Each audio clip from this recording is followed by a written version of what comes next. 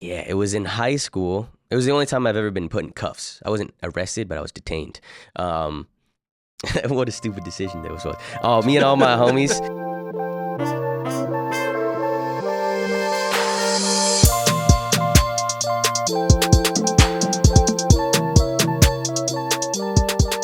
Ladies and gentlemen, welcome to episode 164 of the Eavesdrop podcast, brought to you by Shopify. And I'll tell you a little bit more about them later on in the podcast. Today we have my man, the honorable guest, Mr. ERICK Khan. Dude, thanks for having me, man. Thanks for coming all the way to Texas. Yeah, for man, this, my home turf. Not really this city, but yeah. San Antonio. San Antonio, yeah. San Antonio. How often do you go back? I try to go back pretty often just to see my family and stuff because I got little brothers, so Yeah. I want to see them grow up. But I try to go back. How many I have siblings? 3 little brothers, and they're all like babies, so they're like 10, 9, and 7.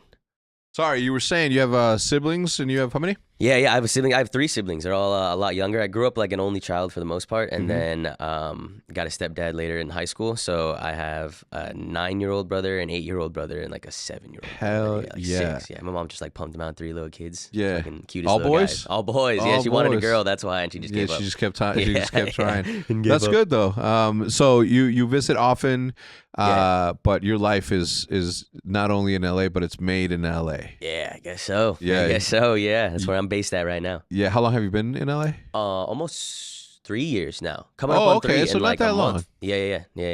Not Moved that there long. right after the pandemic, like 2021. Yeah. I moved there. What prompted the move? Just the legalization of cannabis? No, out I was doing the YouTube channel. I was probably like 4 or 5 years deep. Like I was pretty deep into it, and I was going to college at the same time. I was 3 years into college. I was a semester away from graduating, and then my last semester, my teacher just screwed me over because I was like, "Yo, I'm gonna be away. Like I have to be in LA for this thing. Can I take my test ahead of time?" And she was like, Yeah. "No, you can't." Wow. Like, she's like, "You either take it on the day or I'm gonna fail you." And I thought she was joking. Like I thought she was like, "I'm just gonna take it after." Like she was like pulling my leg. And Yeah. then she failed me, and I was like, "Well, I'm not going back to school for one class." So I was like, I packed my shit up, and I was like, I'm going to LA because I was always over there so often anyway. I was visiting LA like once or twice a week, or no, once or twice a month. Yeah. And then at that point, it's like the difference between Texas rent and then like the flights and Airbnbs and everything. I was like, well, I might as well just pay rent in LA at this point. you know? Yeah. So So obviously, for those of you who don't know who this is, ERICK is one of the biggest, if not the biggest, most influential dude in the cannabis industry, if I do say so myself. thanks, man. Damn, I guess As- some people would say that. Yeah, dude. Listen, as a firm judge of character, and also an with an understanding of the space of just YouTube as a whole, not just the segmented gaming, music, and all that stuff. Like Right. that, I obviously always give you your props and any chance I get. Co-owner in Pine Park. Yes. But tell us, man, like in your own words, who are you today? Day, I'm a freshly turned 25-year-old entrepreneur who wants to make a change in the cannabis scene, Okay. I want to make my mark in the cannabis scene, not just like with content, but definitely with more physical things. So that's the Pine Park stuff is awesome. Yeah. I'm really into glass and that whole scene community as well. I just love the whole aspect of just not like, it's just so much more than getting high. You know what I mean? Like when you Okay. say you love weed in the community, people are like, oh, he just loves getting stoned. Yeah. But it's like there's so much more like the community, the aspect, like the business building of it. Like culture. it's just The the culture, subculture of 100%, cannabis, 100%. So I'm just trying to make my name in there. That's who I am. So what is obviously you say that it's not just smoking. Like what else can you explain to people who don't Right. traditionally smoke? Like Yeah. what else is there? Yeah, I mean, cannabis at this point, thankfully, it's like a full-on like business. You know what I mean? Like every single other industry that you can think of, the same thing exists in cannabis. So there's marketing in cannabis, there's advertisements in cannabis, and those are extra difficult because Google and other companies don't allow for traditional advertising. So that's like a whole world in itself. But like every single I guess people compare it to alcohol a lot, but every single like category of alcohol there exists in cannabis too, like the business side, the brand building side, the people side, the storefront side. Like there's much more than just growing weed and selling it, You Yeah. can push it, build something off of it. It's pretty cool. Yeah, and the traditional market, or as people not from the industry call it the illegal sort of market. I mean, this, as you guys know, has been this subculture of cannabis has been around from the beginning of time, right? Yeah. We don't know when the aliens came down here and put that plant on on our soils, but it's passing the peace pipe, like all this, like cannabis and hemp derived properties have been smoked from the beginning of time. Right. So it wasn't until, until the industry of just people started making a shit ton of money and shit ton of different ways that people are like, yo, the pharmaceutical industry was like, oh, this is too safe. Yeah. We need to give them chemicals, not things from the earth. So I'm glad that you explained it that way, because a lot of people do just think that it's just like with alcohol, right? Like, and also I would say that alcohol has its own sort of like subcultures within it, right? Like the whiskey people, the connoisseurs, the sommeliers for wine, 100%, all that. 100%. I think that's also applicable for this industry also, right? Yeah, especially and it's kind of just starting. I mean, legal cannabis has only existed for 20 years at tops, in like the oldest market in the United States, and half of the United States is still illegal. So it's still growing those communities of like, of the people, and you still have I guess the four founders and the people that are pushing everything, which is also cool about it, because for myself, like I came from video game stuff, and I was trying to make it in video games and content and everything, and I was at a time where, I mean, it's still super saturated right now, but like everyone wanted to be the next like PewDiePie when I was making content, and it was like impossible. It was like you had to do something crazy or get super lucky. But now with cannabis, it's kind of like this brand new scene. Like there's so much that's not been done yet. You know what I mean? So that's like a super exciting part. That's why I always try to tell people, they're like, yo, I want to start a channel. And like, just do it. Like, what are you waiting for? Just start a channel like right now. Like people are starting channels every single day in this, Just reviewing or not. But the thing about this is what I always tell people, right? And it happened to me, and you just said that it happened to you. Like, when I first started this thing, I wanted to be a professional Call of Duty player. Like, that's what I wanted to be, but I just didn't have it. I just didn't have that hand-eye coordination. I was too old. I started when I was 26. I started playing Call of Duty when I was 26. Bro, so, youngsters nowadays. These 17, 18, 19-year-old, like 15-year-olds who aren't allowed to play at a level because it's 18 plus. Like, these are the people that are going to be the ones. And I didn't let that deter me from following my dream of becoming, ultimately who I became, but to be involved in an industry and help an industry grow by me giving up and saying, you know what, or worse yet, following down a path that I knew that I wasn't ever going to make it, right? I could have lied to myself from the beginning of time and said, you know what, I think that if I practice long enough, or if I give it a little bit more, like I can get there and I can get there. And before you know it, years pass and opportunities fly by. Right. So I made the smart decision of saying, you know what, I don't have it.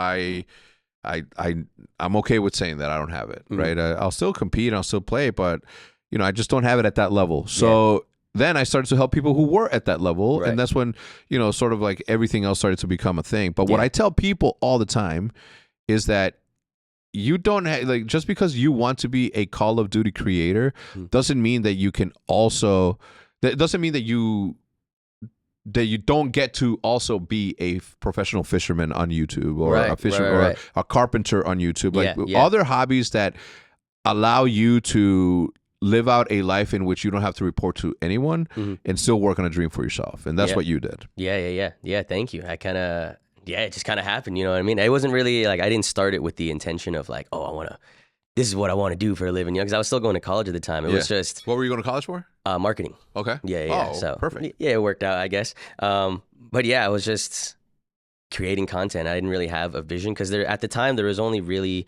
2 or 3 content creators who I thought even made a living off of weed stuff. Like everyone else in every other industry was doing great. I watch car YouTubers and the video game stuff. But there really wasn't anyone doing it for weed. So I didn't even think it really could be anything. But I was like, all these other industries blossomed. Like this one has to. You know what I mean? 100%. Yeah. So how did your journey start into, like, at what point did you flip the switch or the lighter and say, you know what, this is.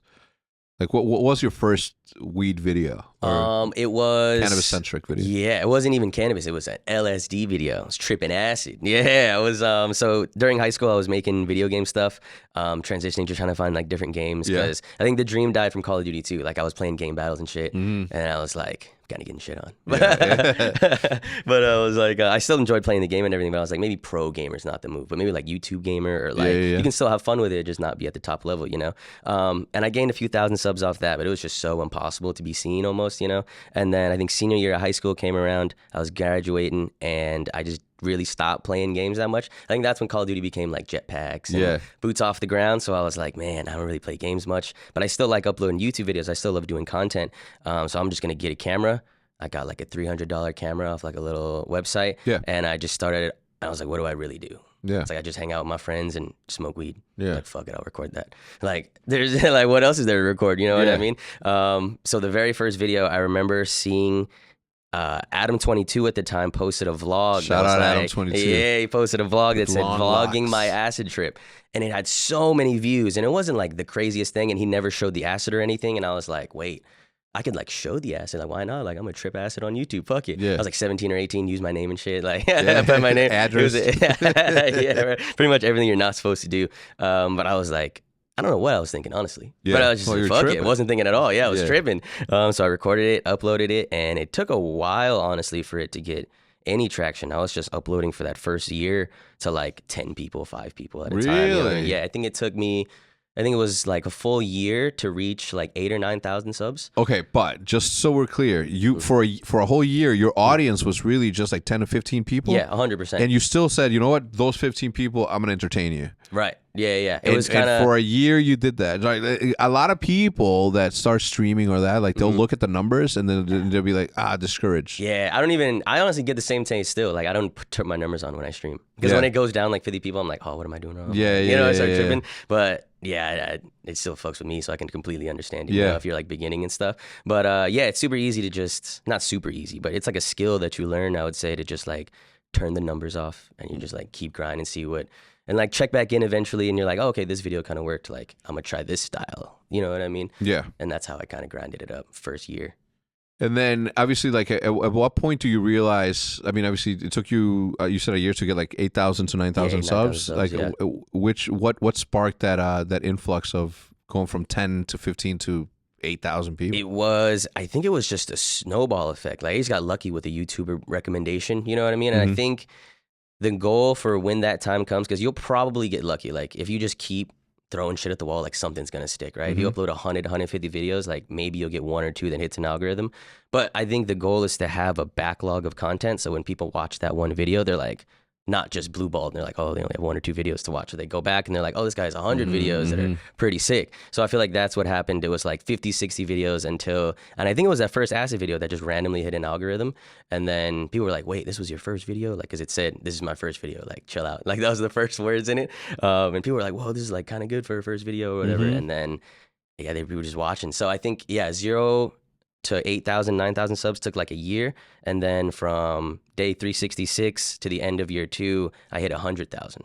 So it just snowballed and it was like, oh shit. It's funny that you said that the algorithm helped you because right now it does the opposite. Yeah, it does the opposite for sure. I was, it was weird. I started like 2017 or 18 and that's when the first YouTube like weed apocalypse kind of happened and they were just deleting. What's a weed hella shit. apocalypse? It was pretty much YouTube. Because right now they restrict your videos and hide them, but at one point they were deleting channels and like deleting videos. So like 3 or 4 of the biggest creators on the platform for weed just all got deleted like in a week span. And I guess that's what kind of helped me too. I don't know why I didn't get deleted. I think it was because my channel was so small at the time. So I wasn't even like on their radar. But when people would look up weed content or for like these other creators, I would be like one of the only ones that popped up because everyone else was deleted. So I got like super lucky off that. And I want to say it was because I was doing it in like an educational way. Like I found my niche for like education. All the content at the time was super, I guess, focused on consumption, like overconsumption. Like I'm going to take this huge dab, this huge bong rip. There's not really much editing and that's all there was. And then my videos were a little more edited and a little more like education. Like you would click it, get some knowledge and like share it with your friend because it was informational. Like rather what? than, Like what sort of knowledge were you feeding them? The first videos that really popped me off were fake cart videos. So like when 2017, 18, like 2018 really, when everyone started smoking carts and like carts started, you know, your plug had carts and 10 different versions. Carts, so that those who don't know, what are carts? The little cartridges that, I'm sure you've seen them before, everybody. The little 5, 10 the thread vapes. cartridges. Vapes, yeah. Little weed vapes. 100%. Yeah, the weed vapes. Weed vapes. And they were blowing up. Every single person was smoking them, but it was kind of sketchy because they were fake brands. There was people putting stuff inside of them and no one really knew that shit.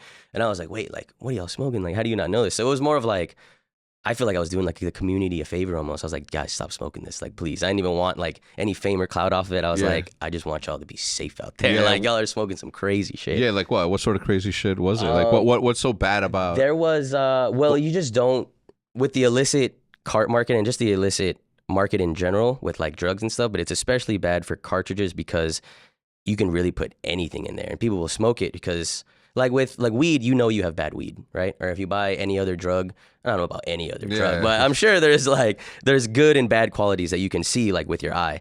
But with cartridges, that just wasn't the case. So you could just, you know, good cart and bad cart right next to each other, and people didn't know the difference, and they were just smoking the bad one. So I had to come in there with some knowledge and was like, yo, like look for this, look for these scans, look for the fake packages, look for, you know, like the little bubble that moves or anything. And then at one point, I think, I don't know, maybe people, it was a crazy thing with like vitamin E acetate specifically. Like they found this specific chemical that cut very well with the cartridges. So you could, you know, sell cartridges for more, put less actual cannabis material in there, cut it with another agent. But they found out this agent was like fucking people up. It was like sending people to hospitals. Fuck. Yeah, it was like kids' lungs were like exploding. It was insane. Popcorn lungs. Yeah, yes, popcorn lungs. Exactly. It was a wild time. And I think there was like a huge influx on my channel specifically because people were like, wait, like there wasn't really a database for info. You know what I mean? At that time when people were just like kind of dying. So when they were like, "Our cart's bad for you," like, right there you go. I think I had a video exactly Yes, like it exactly. is, Yeah. Our car's bad for you, or like, should you smoke these? Don't smoke these. You know, like the clickbait titles, but they had the information inside them too. Now, look, there are going to be a lot of people that watch this that are, you know, maybe older or just that, you know, straight edge people that don't do this and that. But if you do enough research, you would quickly get to the realization that a lot of the stuff that a lot of the dark cloud that follows, and look, I'm not advocating for you guys to go out and go pick up a, you know, an eighth and start smoking at all. But also like do your own research as to what truly is, you know, what truly is that dark cloud surrounding cannabis. So again, this podcast is educational. We're not suggesting. And that's not even just cannabis. I feel like that's everything like you put in your body. You know, like that's just food. There's stuff you drink. Like you got to make sure. Liquor, dude. I mean, think 100%. about this. No one's ever died of cannabis consumption. Right. The surrounding, you know, business around it, sure. Yeah. But you know, and alcohol. It's, for sure, cigarettes for sure, right? So, 100%. What I'm saying is, you just know for sure that if you smoke a cigarette, you should never ever fucking stick your nose up at somebody who smokes. Smoke something way cleaner and more natureful. You know, for me, the way that I came across it was very early on. Well, not early on, but like, you know, in Mexico, you saw a lot of people. You know, so I had older cousins and stuff, right? And maybe they didn't do it, but their friends, etc. But it wasn't until high school. I was like in 1997 was the first time that I tried cannabis. So you've been smoking longer than I've been alive. Yeah, yes I have. So I'm 44 now. So literally 37 years ago. Does that make sense? 27 years ago. 27 years ago. I don't math. I used to math, and I don't math anymore. You know, talking about the creative aspect of what you found in this thing, like there's an art element to not just the way that you create videos, but an art element and as to the way that you consume some of these cannabis, the glass stuff that you were talking about, the bongs, the what do you call those, water pieces? Just glass pieces, glass art, glass, bongs. And what is, just to give them an idea, how many pieces of glass do you have, including bowls? Oh, I have a lot of glass. I have that many, like 50 or 60 pieces, probably. 50 or 60 pieces. Yeah. What is the most expensive piece that you owned? It's a little it's an orb. It's a dragon orb. It's by an artist named Mike Luna. Mike Luna, look that up, Maddie. Yes, Mike Luna is the artist, and his theme is dragon. So that's the coolest I can go into glass right now. You know what I mean? So you have like China-made glass and stuff that's like kind of imported and cheap. They call it import glass. It's pretty much just, I don't want to say it's made from like slave labor or nothing, but you know, it's cheap labor and stuff. So you have cheap parts, cheap glass, and those are the pieces that you see. Local head shop, you go in there, you can get a piece for like $20-$30. These are artists mostly in America, but they're all over the world that blow glass and pretty much make sculptures out of it, or make art out of it, and they're functional, so you can use them. You can smoke out of that. You can smoke out of it. And 100%. how much is that on the screen right now? That right there. Let's see at the bottom. Oh, it's sold for $35,000. So it's out of stock. That's sold. That went to a collector. Yeah, 100% went to a collector. They're all one of one, so you can see that they're themed the same. He has a dragon theme, but there's no two pieces that are the same. Mm-hmm. That's incredible. Yeah, it's ridiculous. Like if you just see someone, because Netflix and all these places have actual glass blowing shows. They're not making bongs or anything, but you can see what goes into like even making one claw or like one little line of glass, and to know that like this dude spent however many hours in the lab, maybe messed up a couple times. I've asked a couple artists, and it really depends about their workflow, because sometimes they'll do a few at a time, like hours at a time, or like knock it all out. But generally, you're looking at like, a lot of them say like a full-time job for a piece. So like 30, 40 hours for like one piece, or like one intricate piece for one of his. So you were saying yours is one of these, one of these Michael Luna? That orb, exactly. That one? Yeah, so it's got like the claw holding the little yours. orb. Not that one, but it's the same design. Similar design. Yeah. And how much was that? $3,000. Okay, so $3,000 little piece investment. to smoke out of. Yeah, and they are investments. They are investment. Yeah, I'm glad you mentioned that, because like these hold insane value. I don't want to say most of the time. A good amount of time, your piece will gain value, so you can sell it for a year, or sell it a year or two later down the line, and then even make money off of it. But yeah, these are there's a huge community of people that love these things. Or like, I know other collectors that have the same kind of design. They're like, oh, yours has this color and this color. Yours is slightly different in this way. And it's like a huge just community of people. It's my favorite thing. I remember in high school, well, right out of high school, I think it was like early college. Call it when I was 19, 20. I went to this hippie's house. I mean, that's nickname hippie, but he this white dude, long hair, super cool skater guy, typical hippie. We went there to smoke, and he had his weed was in jars of blown out glass, so like like really cool. And I'm like, oh my god, that's beautiful. That's insane. So obviously you have your mason jars that people keep that in, but when and you want that because you get to see it, right? But this one was just like, it was, you could see the silhouette and shadow of the nugs, right? And I'm like, oh my god, awesome. That's a big thing now. Yeah, so a lot of it isn't functional. A lot of it's just like, it's graduated to this point where people just like having, they call it heady, a heady accessory. So yeah, something like that would be like, someone coming to me like, oh, that's so heady. It's like a jar that's just made just to hold your weed. Yeah. I often think about the future when it becomes legal everywhere, because it's inevitable, right? You can only go against common sense for so long, right, before you're like, what the fuck are we really fucking fighting here, right? It was like, well, there's so much more that we could be worried about. We're worried about this. So, as more countries even, right? Not just the United States, but as more countries start to sort of come online and do this, I think that the development surrounding it, because, the economy is the economy, and capitalists are going to do what capitalists do, and there's an opportunity somewhere, and people are going to go there, right? And it's not just, the consumption of it, but it's all the surrounding ancillary businesses that can spin off of that. 100%.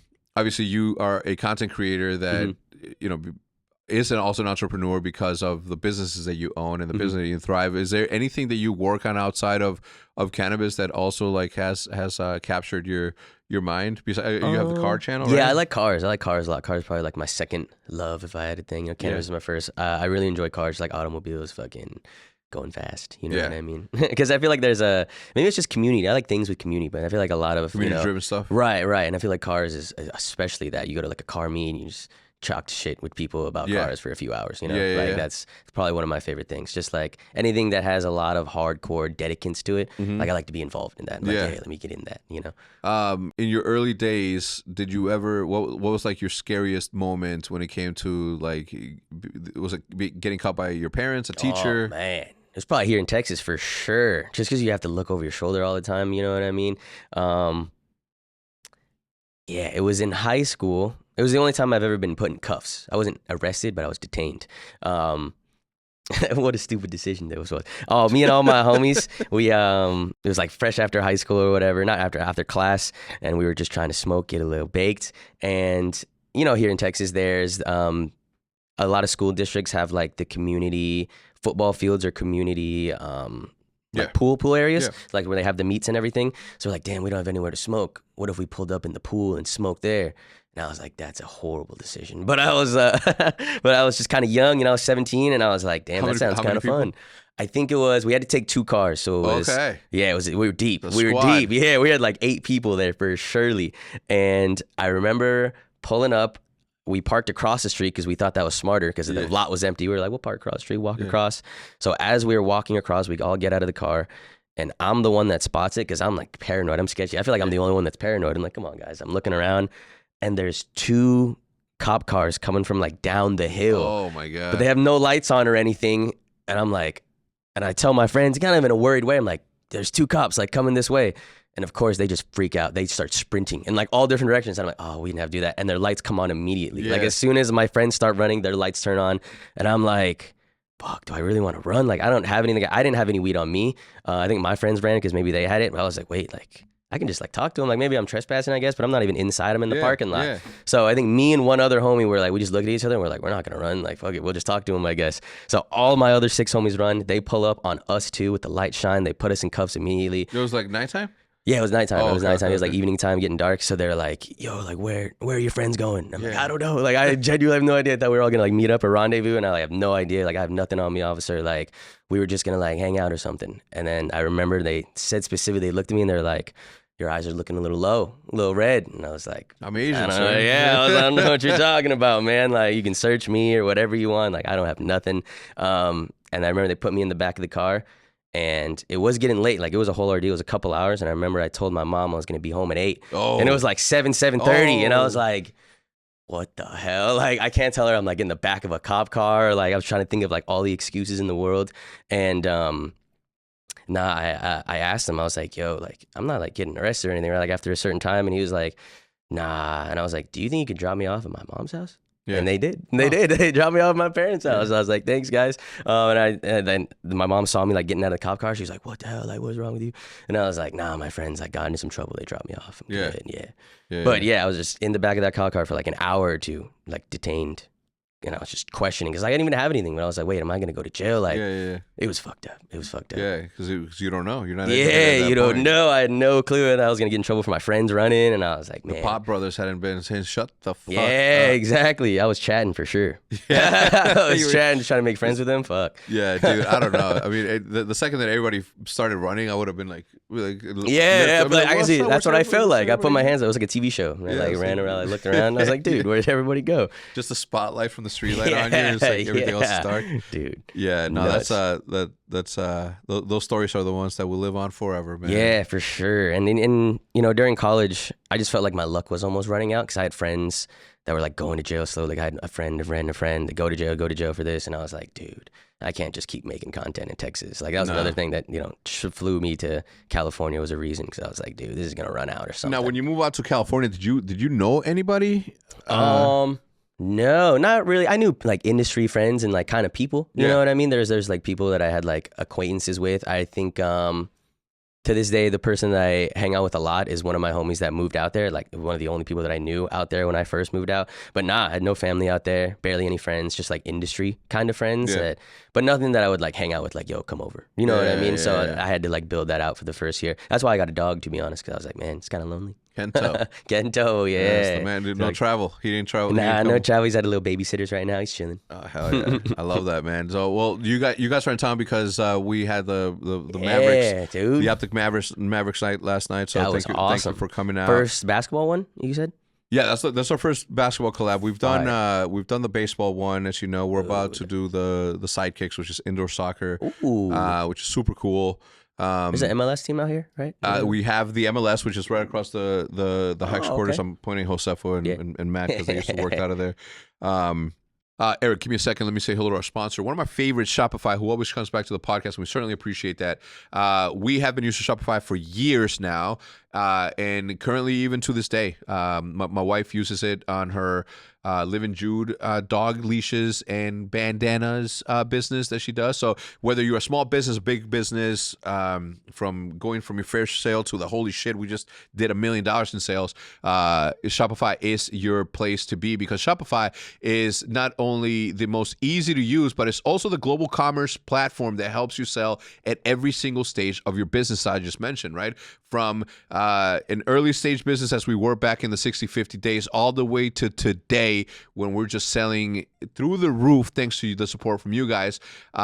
Whether it's Senna soap, dog leashes, whether it's glass pieces or merchandise, like this is the place to be, because it helps you sell everywhere, from the all-in-one e-commerce platform to their in-person point-of-sale system. Wherever and whatever you're selling, Shopify has got you covered. Shopify gets you to turn your browsers into buyers with the internet's best converting checkout at around 36% better on average when you compare it to other leading commerce platforms, and sell more with less thanks to your Shopify Magic, your AI-powered all-star.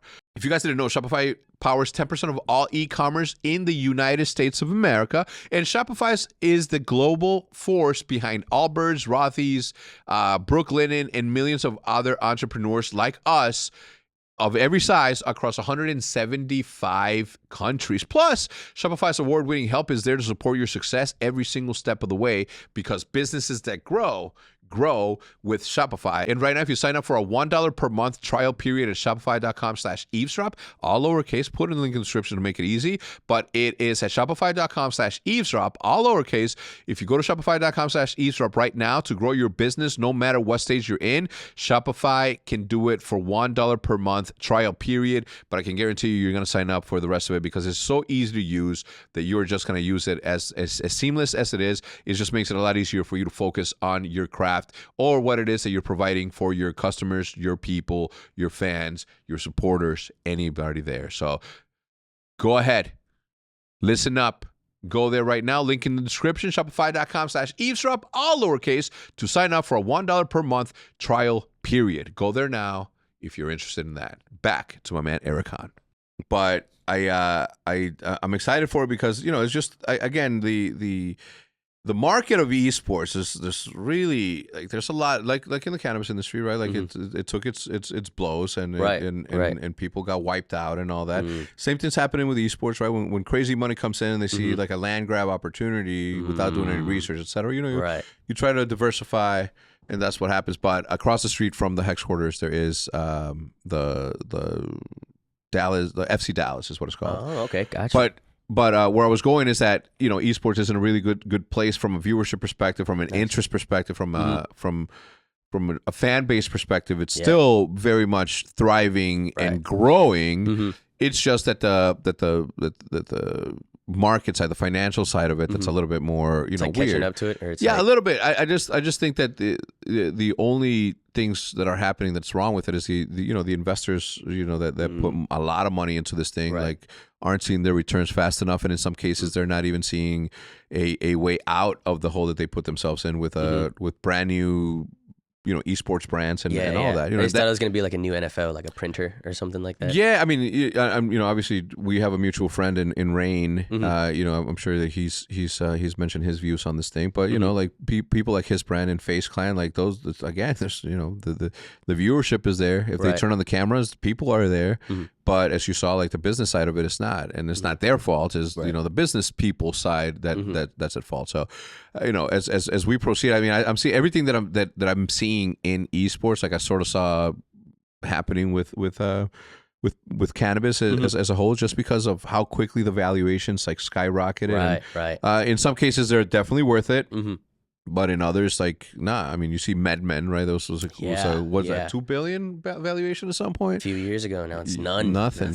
They're closing down shop, and I almost invested into that early on, but then obviously decided to put my money on Pine Park. But man, it's crazy the twists and turns, because everybody that starts out is like, we know what we're doing, right?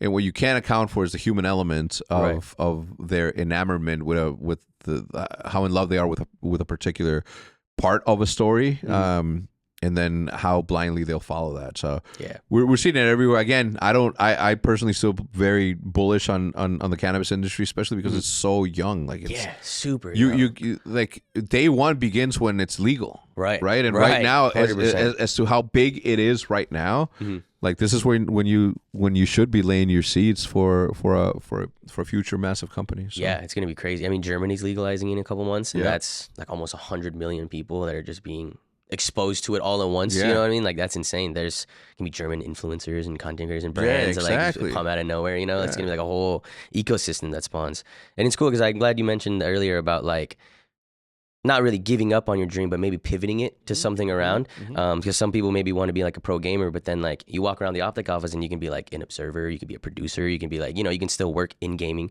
work with your favorite brands maybe, but just like do it in a slightly different way. And that's the same thing with cannabis, you know.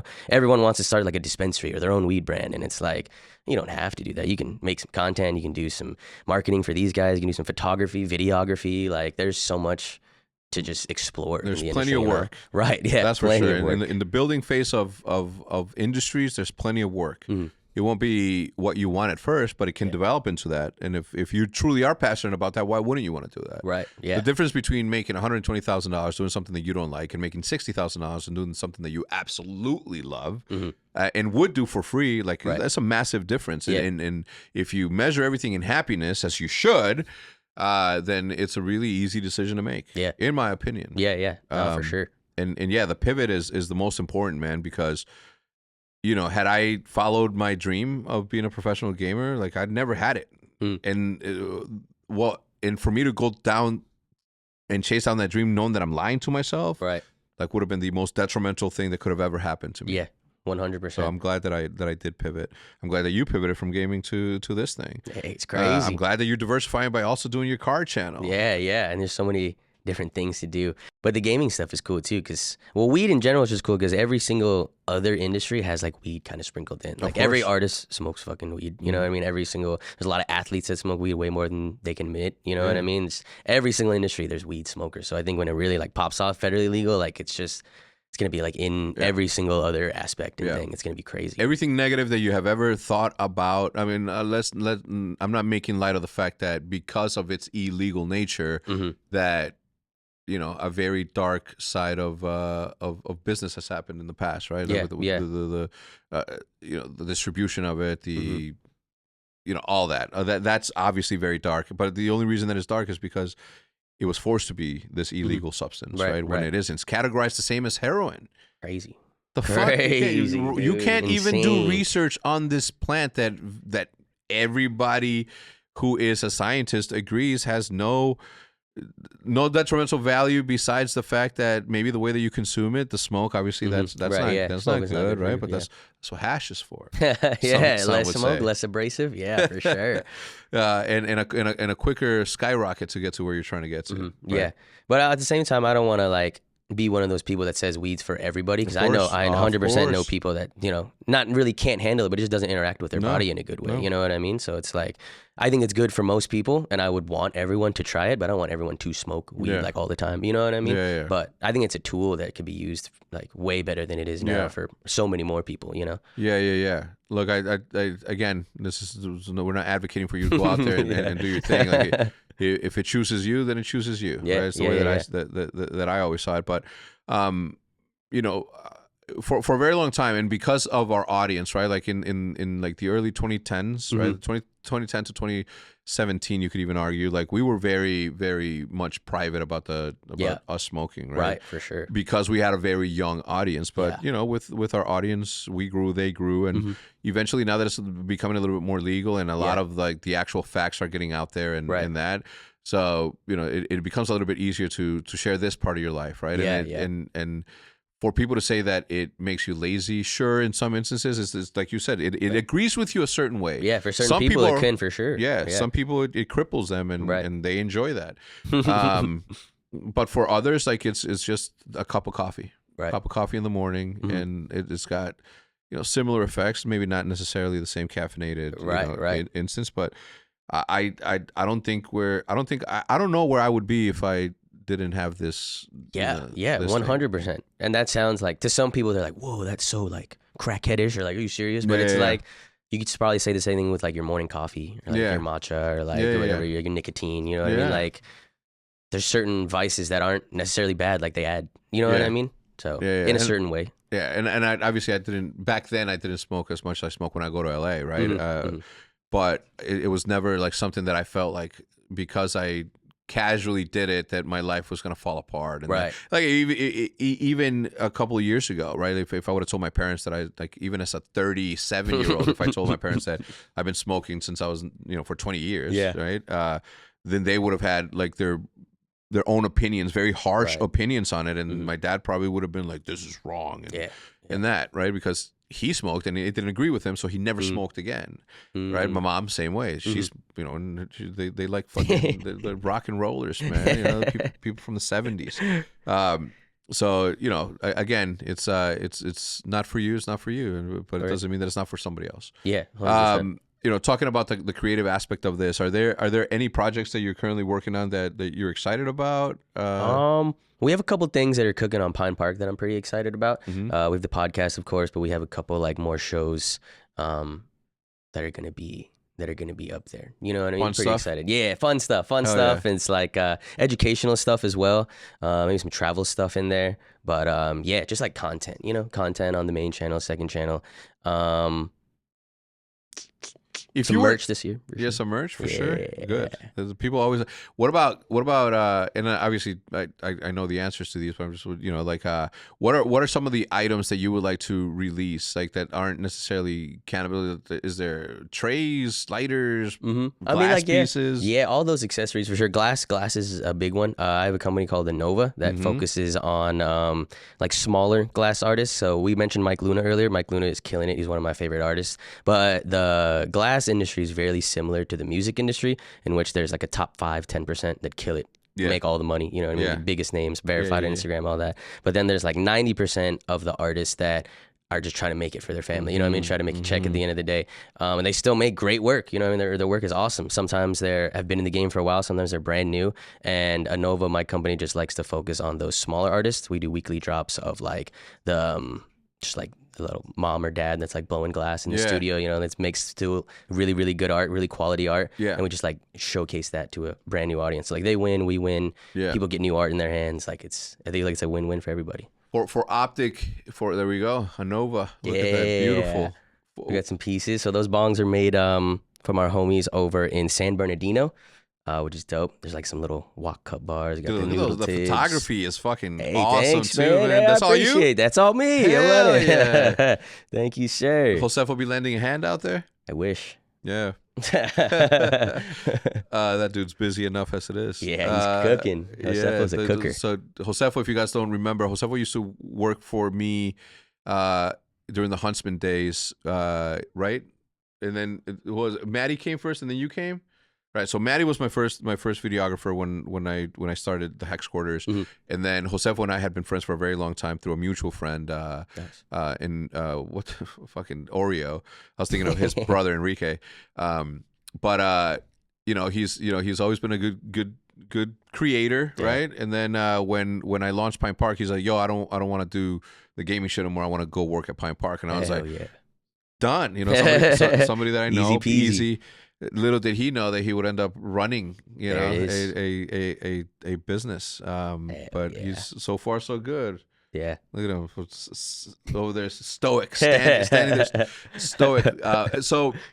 So with this, the reason I was bringing this up is because for Optic Day this year, Omens, my friend and I, who also is the head of merch here, co-host of Idiots, one of the best artists, graffiti artists that I know, just artists in general, but graffiti artists for sure, that I know, and we're like sort of shooting ideas for Optic Day. Every year we do an Optic Day, August 14th, which is when I quit my job or quit and got fired same time to go pursue this gaming thing. Nice.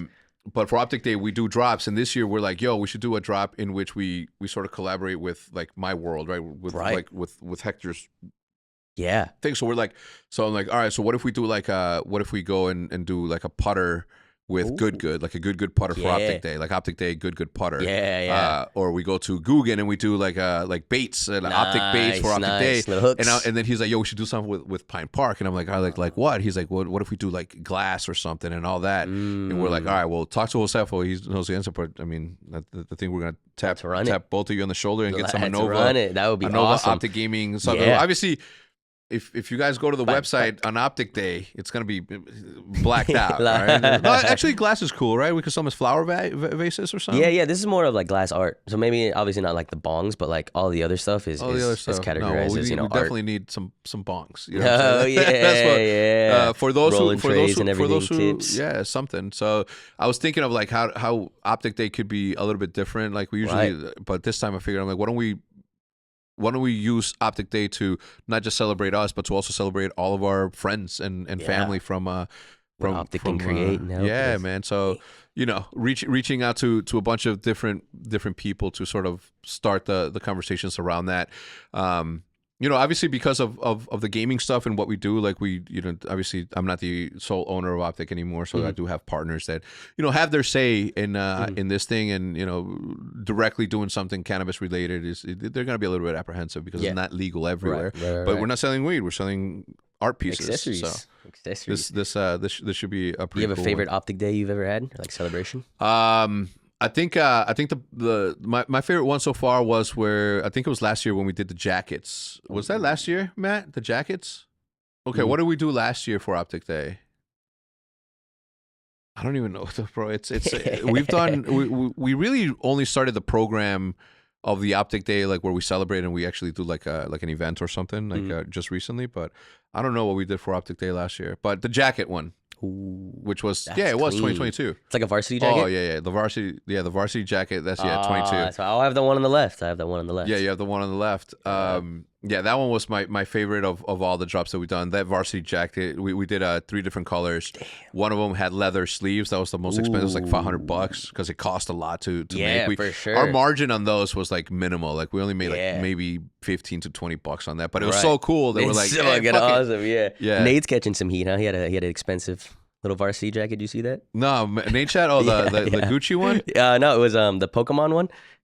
Recently. Like how much is that going for? $998. $998. Listen, it's high end. That's what I'm saying. It's a thick jacket, it's not for everyone. That's why we did 3 jackets, right? We did the all leather one, which was like a higher end, like for $500, and then we had the regular $250.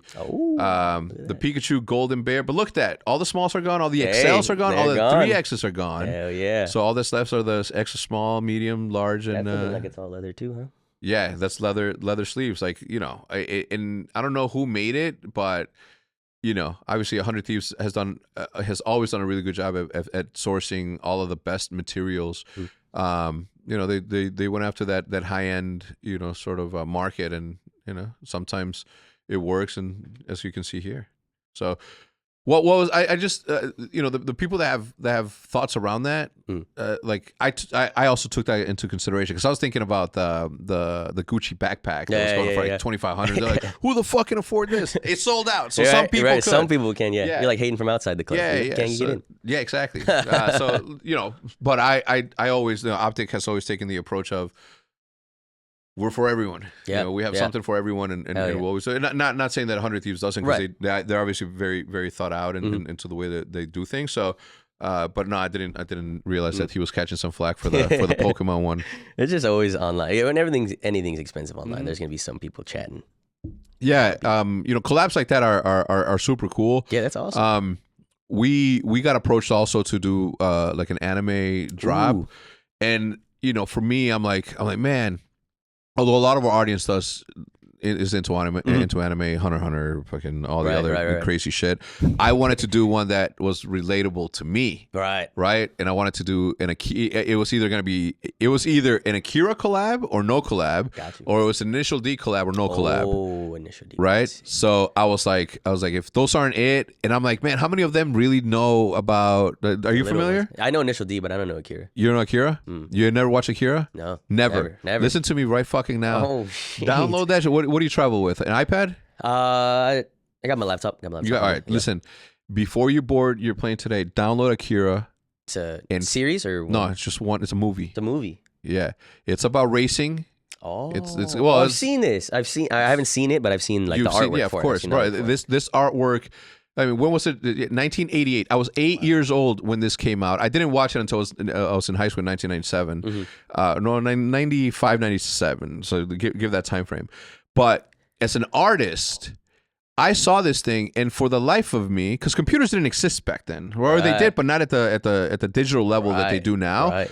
The artistry of these fucking incredible anomalies that drew this was fucking insane to me. Nowadays, you'll see the track lights, right? You see the lights tracking, you know how but they did that by hand. Yeah. And when a body falls out of a vehicle, the way that it hits the ground and it contorts and it breaks, bro, you gotta watch it just simply because it's a fucking masterpiece of a cartoon. Right. A literal masterpiece. You have, listen, 1988. When you watch this, when you watch this and you see, I don't want to tell you the coolest part because I want you to be surprised by it. Yeah. But yeah, this is what I wanted to do. If it was either going to be, look, I don't have anything against Pokemon. I don't have anything against Hunter x Hunter. I don't have anything against My Hero Academia. I don't have nothing against those things. But this is what made me fall in love with the genre. Yeah. You know, in early days. So when Nate was like, "You don't watch anime," I'm like, 1996, brother. You know. Yeah. No, I'm a big fan. But I just got back from Tokyo, right? Oh, dude. I couldn't complete my mission, which was to buy either an Akira figurine or an initial D was like an AE 86 Trueno. Shit. Toyota Trueno is what I wanted, and I couldn't get it. I couldn't get it. It was just that I went to different toy stores. Yeah, bro. If you go to Tokyo, explore. Yeah, start walking. Right, just like go. Start walking. You're not gonna get lost. You want to know why you're not gonna get lost? Because Uber exists out there. Oh, nice. So all that fear that you might have about traveling abroad, right? As long as you have Uber, you're fine. It's kind of easy to get around. Do people like kind of speak English or? Yeah. Oh, nice. Yeah. They do. Yeah. It's such a polite fucking place. If they don't, like the Google Translate, you can type it in, press play, and it'll say it. And it might not be grammatically correct, or it might not be posed correctly, but know. But they'll capture the messaging. Yeah. I can't recommend it enough. My girls loved it. I loved it. I thought it was. How long were you out there? 5 days. Ooh, it's cold as fuck. Really? It was snowing when we got there. Oh, blizzard. Shit. Oh, like a blizzard, like 3 inches of snow for sure. Damn. And I wasn't prepared for it. I thought it was going to be because it said 60. So I'm like, I'm gonna wear a hoodie. I didn't think. I mean, I knew it snowed, but I knew it got that crazy in the city. It was awesome, bro. Awesome experience. What's your favorite thing you did if you had to pick one? Walk. Oh wow, just like be in the mix. Be in the mix. I brought my vlog camera and I was vlogging a little bit. Yeah. But then by midday, I'm like, I'm enjoying this thing for me. Yeah. And I did capture a bunch of footage that I'll probably sprinkle in the vlog somewhere. But it was quite the experience. Wow. Is there a place where you would want to go? Tokyo is top of my list for sure. If I have like top 3, it'd be Tokyo, Amsterdam, and I don't know the third. Maybe somewhere in Italy. No. I just got my passport. Mexico City. He shakes his head no. I just got my passport a couple weeks ago, so I'm in Canada for the first time next week. Are you? First, Where? My first, Vancouver. Oh, okay. No, Toronto. Oh, really? That's what people tell me. You should go to the T dot or to the T dot, the 6. That's right. It's right. got a lot of culture and stuff. Dude, cool. It is. Toronto's got to be way up. It's my top 5 favorite cities. Whoa! Wow. Beautiful, gorgeous. Like it's so lively. People are, they're not New York mean, and they're not Tokyo nice. It's just people minding their own fucking business. My favorite kind of people. Canadians. Yeah, dude. They're like everyone there also very welcoming. Very like everything is so diverse there too that you're just like right. just many people from many walks of life, and everyone's just there. And weed's legal there too, obviously, as you know. And they got some good stuff. When are we opening up Toronto? End of the year, Josefo says. Damn. Oh, is that where you're going? You're gonna go pick some plants? Oh no, I was going for fun, just to Just for fun? finally get out the country. Very cool. Yeah. That's like opposite of Japan, right? Japan's very homogeneous. Like 99% of people are Japanese. Yeah. Like almost everyone's Japanese. Yeah. And weed's not legal there. Right, And right. you know, Way just to be fair, man, like it was such an experience. I didn't even miss it. High on life. Yeah, dude, it was a beautiful thing. What's going on back here, man? You turn on this thing. It's not 8:56 in the morning, ladies and gentlemen. That is a lie. Very cool. So aside from obviously on your car channel, is there anything specific that you're sort of going for? Because you have you have two dope ass cars. Right? Yeah. I want a full car build. You know, I want like someone to sponsor that shit. Okay. I want like a car channel to come, because like getting into the weed industry, I wasn't anticipating getting like weed for free or anything. You know what I mean? Like I did it because I liked it in general. And then now I'm at a point where like, damn, I barely pay for any of this stuff. You know what I mean? Like I'm super blessed. So, you know, cars are expensive. That'd be sick if we could, you know, run it up to the same thing, like a tire sponsorship and get like this and that. I mean, that should be easy though, right? Like, That's what I'm thinking. I think that they do it pretty often. So that's like the goal for this year. I wrote it down on my little 24 list, is to get a car sponsorship, like a full build car sponsorship. Damn, that'd be sick. That would be sick. What would you go for? I think for my Corvette, there's a brand out of Texas. I don't want to count chickens before they hatch, say their name or nothing, but there's a brand out of Texas that like mods the fuck out of them. Yeah, get a hold of them. Hell yeah. Visit them. That'd be sick. Have you spoken to them yet? No, not yet. When people ask you like, hey, it's like I want to do what you do, what do you tell them? For like anything? Yeah. I just say just do it. Like right. Like I'm not that much different from you. Have you gotten a hold of them? Oh, I have not. Why not? Just do it. You're right. Just hit them up. Hit them up. I want to build it up first. You know, come to them with like a good offer first. Like, yeah. Be like, hey, I have this many subs. Imagine those people are fucking mega stoners. Yeah, like, we can make this happen, guys. Like, we can make this happen. Would you So it'd be a Corvette thing? Yeah, I think so. Yeah. There's some cool things you can do with that car, but they're expensive. You also have a BMW. I have an M3. The M3, that M3 is fucking gorgeous. Thanks. Yeah, the green, I love the green. Yeah, I get the most compliments on that car, actually. Even though the Corvette like looks all super car-y and cool and everything, it's really just like, I guess the most compliments on my BMW from like 40 to 50-year-old moms. They're like, I love the color. Oh, they're like, it looks like a race car. I'm like, thanks. It is. It is if you go fast enough. Exactly. Oh, it is if there's somebody next to you. Yeah, that's super dope, man. As you progress as a creator on YouTube, are there any other avenues that you would like to explore? I mean, obviously, let's say at the end of 2024, the car thing becomes a thing, and it's up and running, and it's become a part of your routine too, where both of your channels are like they're popping both of them because you're taking care of both of them. Is there a third one that you would go for, or where does it stop for you? Honestly, I feel like the third one is almost like with the Pine Park stuff, with the content that we want to build. I want to build like some.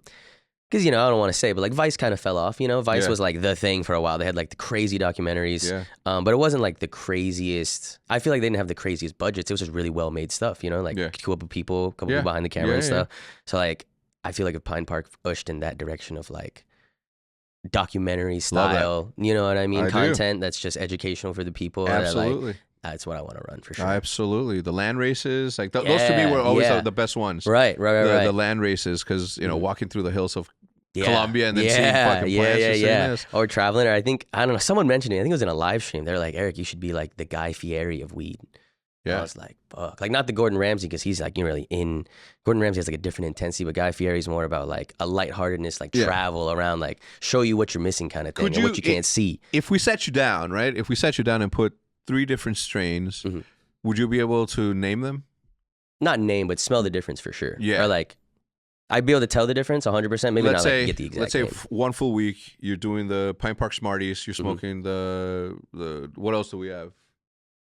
Triple Z. The Triple Z. The Black Sherbet. Oh, the Triple Z is so fucking good. The Black Sherbet's also good. Yeah. They're all good, right? They're all great. But if you're smoking that exclusively, like the following week, if we put you to a test, what are you a sommelier? Oh, I could, yeah. If you fed me like a joint straight and then changed it, or like fed me 50 joints and then like snuck 1 or 2 different ones in there, I could immediately. You're like, maybe not immediately, maybe like, wait a minute, take like 2 or 3 more hits. Yeah. This is different. What about with hash?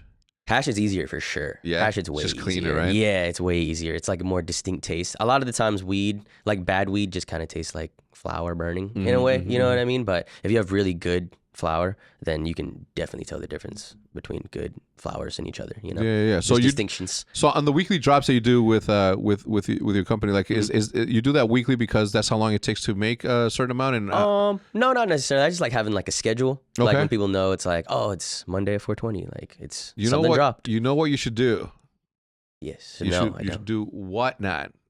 Are you familiar with Whatnot? I've heard of Whatnot. Yeah, my homies, my sneaker homies put me on it. That's like a big sneaker app, right? It's not only a sneaker app. It's like a goods app. Yeah, Like it just allows you to have a show.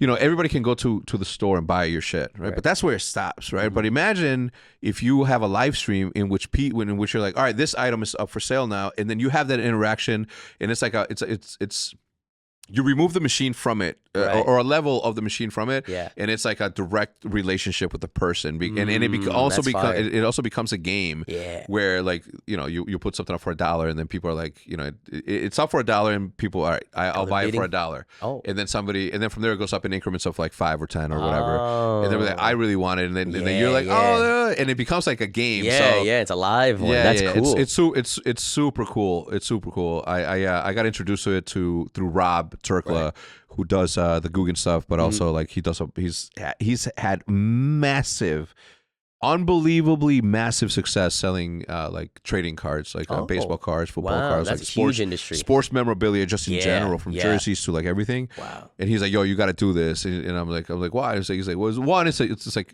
good business to do. Like, there are some profits there, but more importantly, it's so entertaining to your audience that."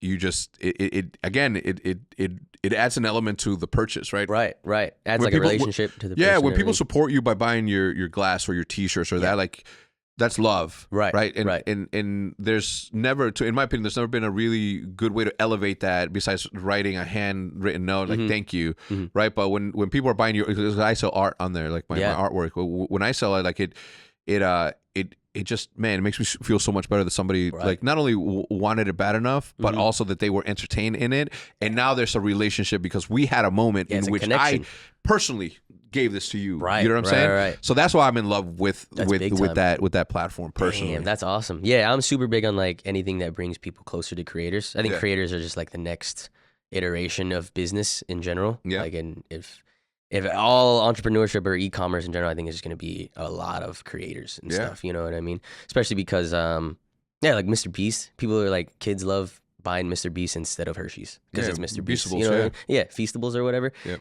I saw them in Best Buy the other day. I was like, damn, these look pretty cool, you know? Or like people love Emma Chamberlain's coffee over Starbucks. Like they'll actively hate on something else just to support the creator. Yeah. And it's like, damn, that's the future for sure. That's not only the future, but like that's what we're all working for, right? Like I mean, if you think about the watch party, right? Our watch party on the CDL, like more people watch our watch party than they do the actual broadcast. Stream, it's just not for any other reason besides the fact that they just want to watch. They want to hear from us more than anybody else, right? And look at the Manning brothers in football; like they have a massive audience because they want to hear from the Manning brothers, instead of whoever else is out there.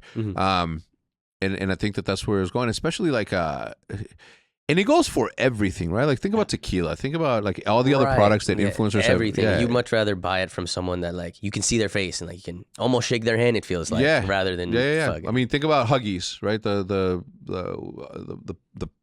diapers, right? The diapers and the wet wipes and all that. Like people would rather go with Honest wipes. I mean, we certainly do. Nice. And that's Jessica Alba's brand. And it's like a $2 billion brand because it's Jessica Alba and there's a face behind it. Right. And people are like, oh, I'd rather support a face than it's a certain corporation that exists 100%. Out there.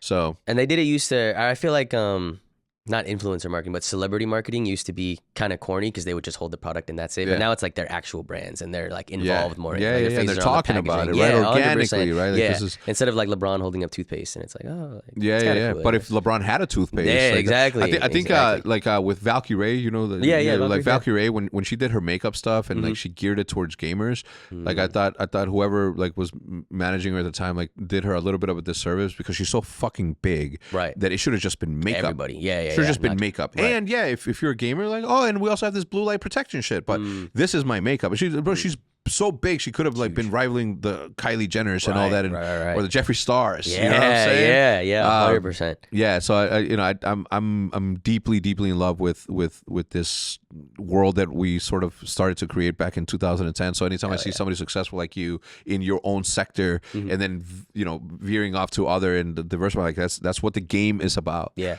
right. It's like it's trying to relate to the people that support you more and giving them more, and and that's what happens. I entertain you, and I have this cool water that I just launched. You know what I'm saying? It's not mine, but Mountain Valley. Damn. This is, glass, what's that? Glass bottle right there? What's that? Barney had this to me. Nice little Hawaiian man gave me Hawaiian water.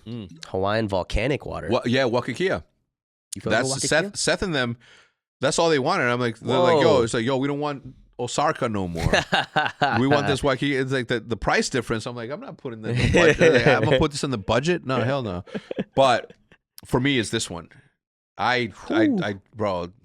They come in like, this is just the big one. It comes in glass, but Fancy they have glass. the aluminum ones and all the. But this one, man, oh my god, it's the best tasting water I've ever had. Period. I'm in love with it. I carry it everywhere, and it's a nice little carry thing too. Thing. Yeah, man. It's like if you're in trouble, you get them delivered by like the pallet. Oh yeah, nice. Yeah. My wife found, and it's affordable as fuck, like Wow. $3. Whoa. Yeah, you order in a pallet, there's boxes of it. But I do go through them, so. It's good, and it also makes me drink more water during the day. And who doesn't need that? That's good for you. That's I gave up soda at the beginning of the year. Oh snap! Like a couple months ago, beginning of the year. Or... Yeah, like a couple months. I made it to like my birthday, and then I was in Tokyo, and they got Japanese soda. They have Japanese water, which was really good. But I was just like, soda. Nice. Try one out. So I'm like, fuck, and I didn't want to do it. I did not want to do it, but was it a Japanese soda or was it like a Coke? It was like a Pepsi. Oh, okay. Yeah, Pepsi. Japanese Pepsi. Was it Japanese Pepsi. Yeah, it had all the insignia or all the disclaimers in like Japanese. The rare can that'd be like $20 here. Or something. Yeah, I bought pens, markers, just because they had just it was in Japanese letters, right? And fire. Obviously massive artists there, right? So they take artistry like a level above, and Japanese ink has always been very legendary, right? The Sakura markers are one of my favorite ones. Been using them since 1997. Nice. So to be able to buy a Sakura marker out there was super cool. That's awesome. Yeah, there's a group of glass artists from Japan. They're known as Team Japan, and it's like 5 artists that make some of the like they're known as having the most expensive pieces like in the scene, like everything above 50 grand kind of thing. So it's like, oh, you got a Team Japan piece, like who made it and everything. Like they're known for their art for sure. Yeah. They're cooking over there. You know why though, right? Like in The Last Samurai. Have you ever seen that with Tom Cruise? No, I've not. You've never seen The Last Samurai? Dude, what the fuck? Hey, my bad, man. My bad. You gotta watch it. It is such a good movie, but in it there is and we'll finish the podcast on this, but in it there's a little segment in which Tom Cruise, who knows what his name was in the movie, but he says that he noted, because he was a captive by the samurai. He was captive. He was a prisoner of war, and he spent. He was a prisoner of war, and there was security everywhere, but he was allowed to roam freely. And he describes that their culture is all about waking up and working on your craft every single day until you can get it as close to perfect as possible. And that is the way that they spend their life, to try to be a better creator of or a better artisan or a better swordsman or a better, like, you name it. And that was, every waking moment was spent on that. And if every waking moment we all chose to say, I am going to be the best at this one thing and this one thing only, it brought forth a very, very, very prosperous society. Dang, with a good reputation. Yeah. Honorable too. Honor, like they do everything right. They never they're not shiesty people. They don't try to, nowhere else in the world, I don't think I would ever allow my wife to go and meet up with someone to exchange to get her tickets for her Taylor Swift concert. You know what I'm saying? Even if it was here at home, she's gonna be like, hey, I gotta meet somebody at this gas station. I'm like, I'm coming with. Yeah, for sure. Over there, I was like, go ahead. But what's the worst that can happen? Yeah, but I mentioned what a beautiful thing it must be. How beautiful it must feel to be Japanese and have that reputation about your country. You know what I'm saying? Really proud that it's clean, it's polite, and it's safe. Yeah, that's all you can ask for, really. You felt safe walking around and everything? Well, one of me, right? It's like I am the danger, or at least and you're I look larger than or, like 90%. or of at the least I Japanese look people, like the danger in certain places, right? Japanese people really smaller. Is that what they say? They're like they are. No, I saw some big motherfuckers there, and I'm not talking about fat. I'm talking about like tall ass large fucking people, yeah. diesel ass dudes. But yeah, the majority just regular people, regular height. sure, yeah. Yeah. But I mean, obviously there are shorter people, Yeah. but I wouldn't put a blanket statement like that. The swag's different out there. No, dude, bro, the fashion out there was fucking crazy. Everyone's dripped out. I feel like I see the videos like walking through Tokyo, and I'm like, well, everyone's got fit. It's a fashion city. It's crazy. Yeah, they have a lowrider community there. I've seen that. I've seen that. Yeah. There's like a Texan community that like. Yeah, so I thought I was gonna be walking hats. by, and one of them was gonna be like, "Yo, shit, a real one." You know what I'm saying? I was gonna be like, "Yo," but yeah, no, I have nothing bad to say about that. And I mean, ask me what's bad about Toronto, I'll tell you. Ask me what's bad about London, I'll tell you. Ask me what's bad about Mexico, I'll tell you. Yeah. I can't tell you what was bad about Tokyo. You only go to Tokyo or anywhere else in Japan? Just Tokyo and Tokyo's all of huge, the right? prefects of it, like Shinjuku, Shibuya. Oh, you went to Shibuya? I've heard that's cool. Yeah. Shibuya's really really populated, right? A lot of people. It's everywhere. Oh, but it's maybe twice did I hear a car honk their horn. Whoa, maybe twice. Wow. And I was in one of them and it was this older Japanese dude who was just sick of it. You know what I'm saying? He was driving his shit. And Ubers are fucking dope there too. Everything's clean. You don't see old cars, not because they're not old. It's just because they take care of their shit. Interesting. Bro, I'm telling you, like it is a mindset that I was like, man, it's again, I have nothing but good things to say about that. Damn. And I obviously, like, since I was a little kid, obviously with watching Akira and Japan, the anime, Japan anime, was what we, back in Mexico.